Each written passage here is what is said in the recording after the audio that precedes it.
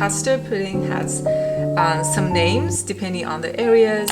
Like in the States, it's called as Flan, and I believe in France it's called a creme caramel, and in Japan, by the way, it's called pudding. So this custard pudding is, compared to the traditional custard pudding, it is more soft, rich, and creamy, which I love. So this recipe is very simple and easy to make, but there are definitely some crucial points that you really have to stick to make this successful. So just like always, I'll try to share all of that in this video so that you can make it successfully at home. So without further ado, let's get started. Okay, so first we're going to make caramel. Before you start making caramel, get your glasses ready so that you can pour it right after. And also let water simmer ahead. You use this for caramel and when you bake later as well. To make caramel, add granulated sugar and water. So pour all over so that the sugar get moistened all over.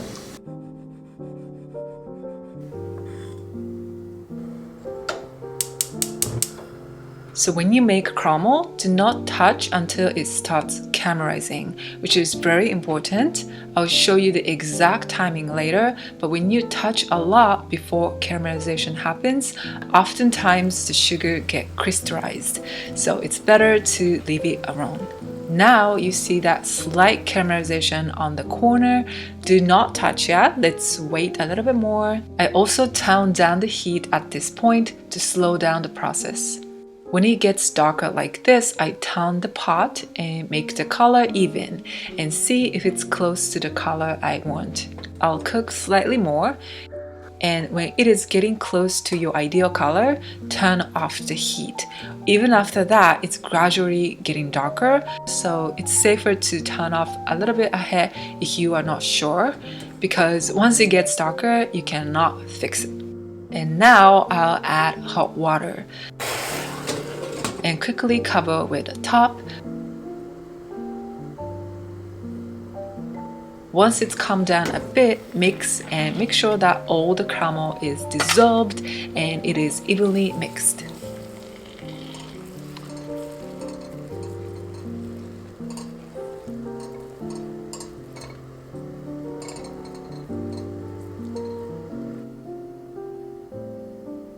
I know that some of you do not like dark caramel, so if you don't like that, you can add water a little bit faster. I personally love this bitterness and the sweetness together. While it's hot, pour in glasses. So sometimes by the time you pour in all the glasses, the caramel are harder and does not spread easily. So when that happens, simply heat it up with microwave for 5 to 10 seconds and it gets liquidy again.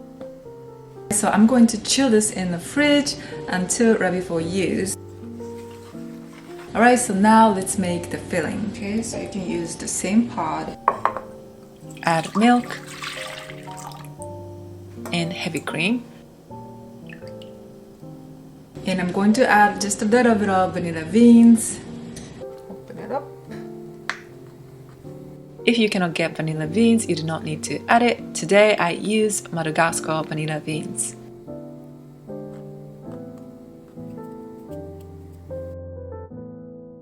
I'm gonna add just a little bit of vanilla extract.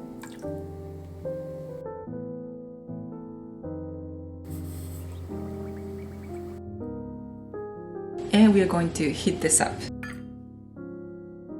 Meanwhile, add eggs in a bowl. By the way, I list all of the amount of ingredients in the description box below, so check it out.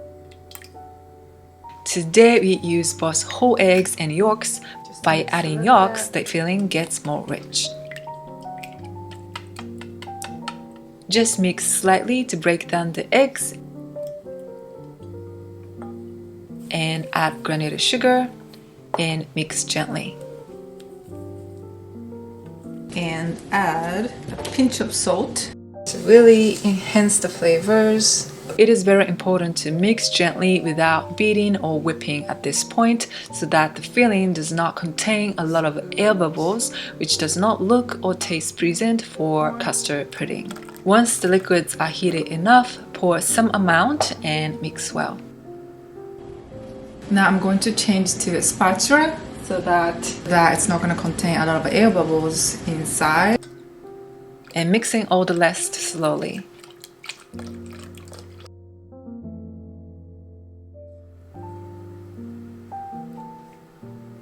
And sift to discard vanilla pod, cooked eggs, or anything you do not need to make smooth custard pudding.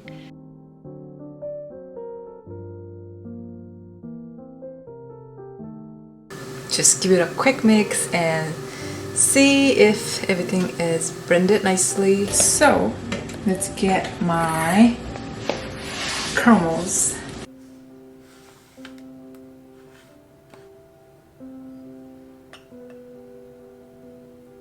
By cooling the caramel until right before use, it does not melt and blend with the warm filling.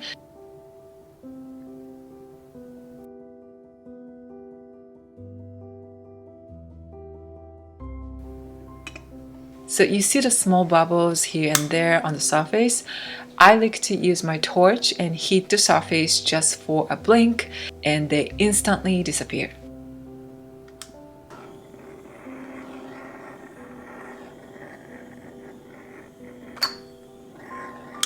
So for custard pudding, we let them take a hot bath while they are being baked to create smooth texture. But by placing a kitchen paper or thin cloth like this, the heat gets delivered more gradually, and that helps to create even more smooth texture. So now I want you to cover the top with foil, but I realize that I don't have a foil right now, it's out. So just as an alternative, I'm going to use tout molds today. So I'm just gonna cover like this.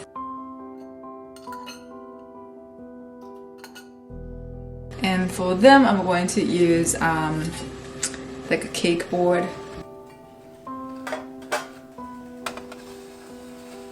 Pour hot water up to about half height of the glasses you are using. Carefully pour so that the water does not go in your glasses. Bake at 140 Celsius or 285 Fahrenheit until the surface gets set. The time varies depending on the ovens, the size of the glasses you use, how much you pour on each, and how many glasses are in the oven, and so on. So let's open and check. So this is shaking a little bit too much for me. For this pudding, I want a little bit firmer.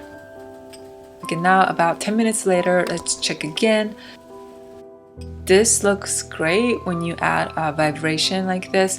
The surface should move a little bit, but you can see that it is set nicely. For jars, it took a lot more time to get baked enough since it is much deeper. I want you to remember this firmness so that the pudding does not get too firm or too soft.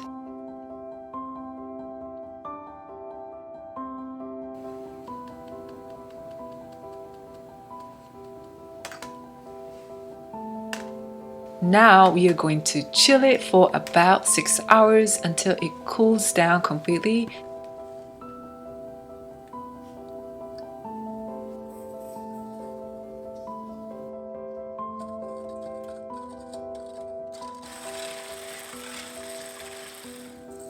This custard pudding, complete with a drop of soft whipped cream, it is a perfect combination.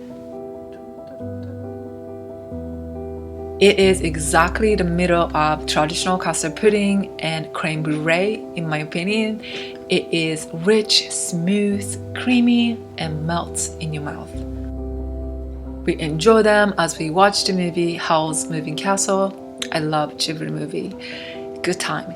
Thank you so much for watching this video. Share a feedback with me or drop off a question if you have any, and I'll see you in my next video. Bye bye.